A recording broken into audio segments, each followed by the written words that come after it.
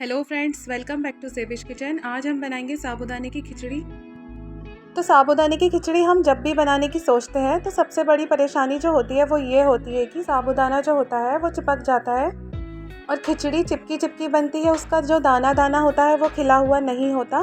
तो एक परफेक्ट साबूदाने की खिचड़ी बनाने के लिए इसी मेथड को फॉलो करें स्टेप बाय स्टेप। तो मैं आपको साथ के साथ ये भी बताऊंगी कि साबूदाने को किस तरह से भिगाया जाता है जब भी साबूदाना परफेक्ट बनकर तैयार होता है। तो साबूदाने की खिचड़ी को बिल्कुल खिला खिला बनाने के लिए इसको परफेक्ट तरीके से भिगाना भी बहुत ज़रूरी होता है। तो यहाँ हम बनाएंगे बहुत ही टेस्टी साबूदाने की खिचड़ी, बिल्कुल खिली खिली मोतियों जैसी खिली खिली खिचड़ी बनाएंगे हम यहाँ पर। मैंने लिया है यहाँ पर 800 ग्राम के करीब साबूदाना। इसमें पानी डालकर मैं अच्छी तरह से इसको बस एक बार ही वॉश करूँगी। वैसे तो मार्केट में 2-3 तरह का साबूदाना मिलता है, लेकिन जो मीडियम साइज़ का साबूदाना होता है वो ही हमें खिचड़ी बनाने के लिए परफेक्ट लगता है, इसलिए मैंने यहाँ पर मीडियम साइज़ का साबूदाना लिया है। तो यहाँ पर मैं साबूदाने को ओवरनाइट सोक करने के लिए रख रही हूँ। मैंने एक बार इसको वॉश कर लिया है और इसके अंदर मैंने 1 गिलास पानी डालकर इसको इस तरह से इतना ही डिप किया है, जितना साबूदाने की क्वांटिटी है उतना ही हमारा जो पानी का लेवल है उतना ही है। उसके ऊपर हमने पानी का लेवल नहीं जाने दिया है। साबूदाना भिगाने का ये एक बिल्कुल परफेक्ट तरीका है। इसी तरीके से अगर आप इसको भिगा कर रखेंगे जब भी आपका साबूदाना जो है बिल्कुल खिला खिला और परफेक्ट बनेगा। इसके बाद मैंने लिए हैं यहाँ पर 1 कप के करीब मूंगफली के दाने। मूंगफली के दाने आप चाहे तो रोस्ट हुए हुए भी ले सकते हैं। मैंने यहाँ पर इसको रोस्ट कर लिया है। कच्चे मूंगफली के दाने मैंने बाहर से मंगाकर इनको अच्छे से रोस्ट कर लिया है तवे पर।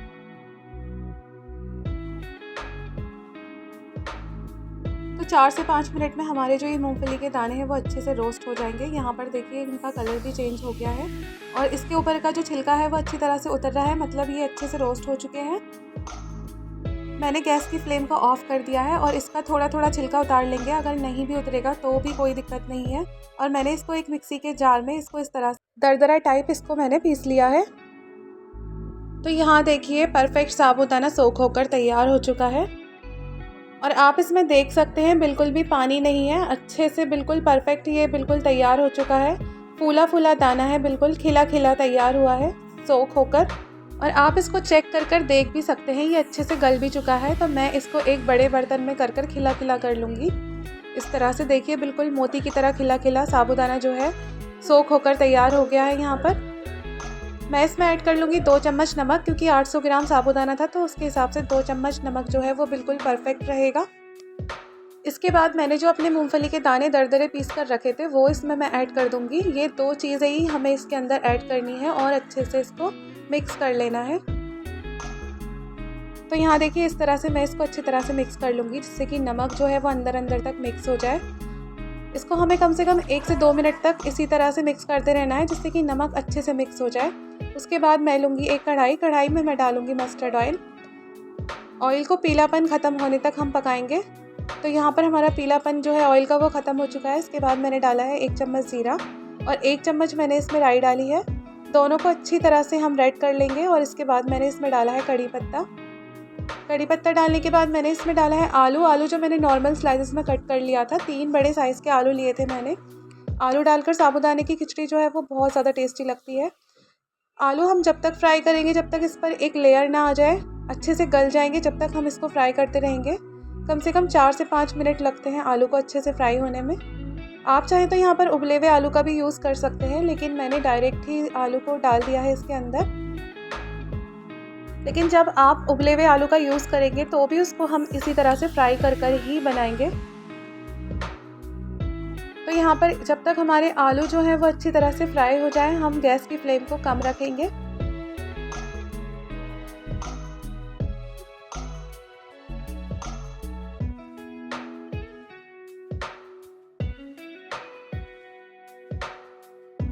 कम गैस पर आलू को फ्राई करने से क्या होता है कि अंदर अंदर तक गल जाता है और बिल्कुल सॉफ्ट हो जाता है। तो यहाँ पर देखिए हमारा जो आलू है वो अच्छे से गल चुका है और जो कड़ी पत्ता है वो भी अच्छे से हमारा रोस्ट हो चुका है। इसमें अच्छे से इसको चला लेंगे। तो यहाँ पर आलू पर हल्की हल्की सी जो लेयर है वो आनी शुरू हो चुकी है। ये थोड़ा इसका जो कलर है वो गोल्डन सा होता जा रहा है।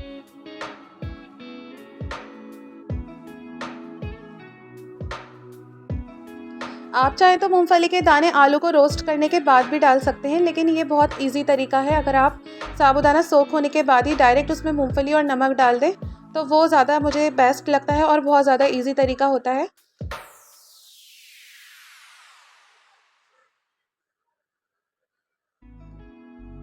तो यहाँ पर हमारे जो आलू है वो अच्छी तरह से गल चुके हैं और मैं गैस की फ्लेम को ऑफ कर दूंगी।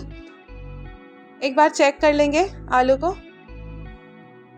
साबूदाने की खिचड़ी को आप फास्ट में भी खा सकते हैं, ये उसके लिए भी एक अच्छा ऑप्शन होता है। इसके बाद मैं इसमें डाल दूंगी हल्दी, क्योंकि आलू जो है वो अच्छे से फ्राई हो चुके हैं।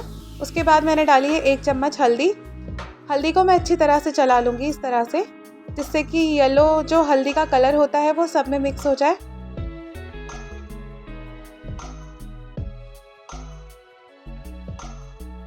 तो हल्दी जो है वो अच्छी तरह से मिक्स हो चुकी है।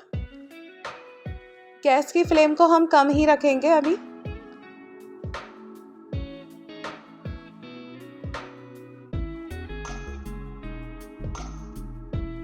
इसके बाद जो हमारा सोख हुआ हुआ साबूदाना रखा है हमने, वो इसके अंदर थोड़ा थोड़ा कर कर ऐड करते जाएंगे। अब जो साबूदाना की खिचड़ी बनाने के लिए जो असली काम होता है वो ये होता है कि इसको आप डालते जाएं और हल्के हल्के हाथ से इसको चलाते जाएं। इसको लास्ट तक हम हल्के हल्के हाथ से चलाते ही रहेंगे। इसी से क्या होता है कि खिचड़ी जो है वो चिपकती नहीं है, बिल्कुल परफेक्ट खिली खिली खिचड़ी बनेगी। इसी तरह से हम इसको चलाते रहेंगे, इसी तरह से चलाते रहेंगे और देखेंगे कि कुछ ही देर के बाद जो साबूदाने की जो खिचड़ी का कलर होता है वो चेंज हो जाता है। साबूदाना जो है वो थोड़ा सा ट्रांसपेरेंट कलर में आ जाता है।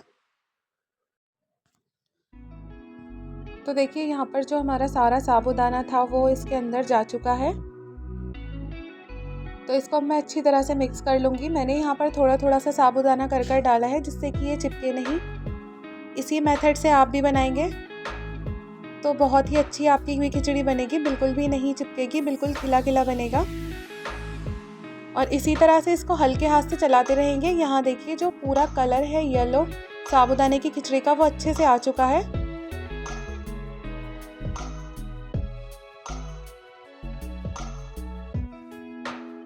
बिल्कुल खिली खिली खिचड़ी है हमारी, बिल्कुल भी एक भी दाना चिपका हुआ नहीं है। और अगर आप ये भी बात ध्यान रखेंगे कि साबूदाने की खिचड़ी बनाते टाइम आप नॉन स्टिक पैन का यूज़ करें या नॉन स्टिक कढ़ाई का यूज़ करें तो ये बहुत ही अच्छी बनती है, बिल्कुल परफेक्ट बनती है। तो यहाँ पर मैं इसमें ऐड कर दूँगी हरी मिर्ची। हरी मिर्ची का जो फ्लेवर होता है वो ही इसके अंदर लाना है हमें, ज़्यादा तेज़ मिर्ची नहीं रखनी है इसमें, इसलिए मैंने हरी मिर्ची जो है वो ऊपर से ऐड की है। इसके बाद मैं इसको 1 से 1.5 मिनट के लिए दम में लगा दूँगी। और यहाँ पर 1 से 1.5 मिनट हो चुका है और मैं इसको अच्छी तरह से इसी तरह से मिक्स कर कर फिर से खिला खिला कर लूँगी। तो साबूदाना खिचड़ी बनाते में ये भी ध्यान रखना ज़रूरी है कि गैस की जो फ्लेम है शुरू से लेकर लास्ट तक बिल्कुल लो फ्लेम पर रहे। और यहाँ पर हमारी जो परफेक्ट साबूदाने की जो खिचड़ी है वो अच्छे से बनकर तैयार हो चुकी है और एक भी दाना चिपका हुआ नहीं है, बिल्कुल खिला खिला बना है। बहुत ही अच्छा इसमें टेक्सचर आ गया है और बहुत ज़्यादा टेस्टी लग रही है देखने में भी, और खाने में भी उतनी ही ज़्यादा टेस्टी होगी। आप चाहे तो ऊपर से हरा धनिया भी ऐड कर सकते हैं, ये ऑप्शनल है। तो आप भी ये रेसिपी ज़रूर ट्राई कीजिए, इंशाल्लाह ज़रूर आपका भी खिला खिला साबूदाना बनेगा। इसी मेथड से बनाएंगे, इसी मेथड से इसको भिगा कर रखेंगे तो भी आपका साबूदाना बिल्कुल परफेक्ट बनेगा। चैनल पर नए हैं तो सब्सक्राइब कीजिए, लाइक शेयर कीजिए। इंशाल्लाह फिर मिलेंगे नई रेसिपी के साथ।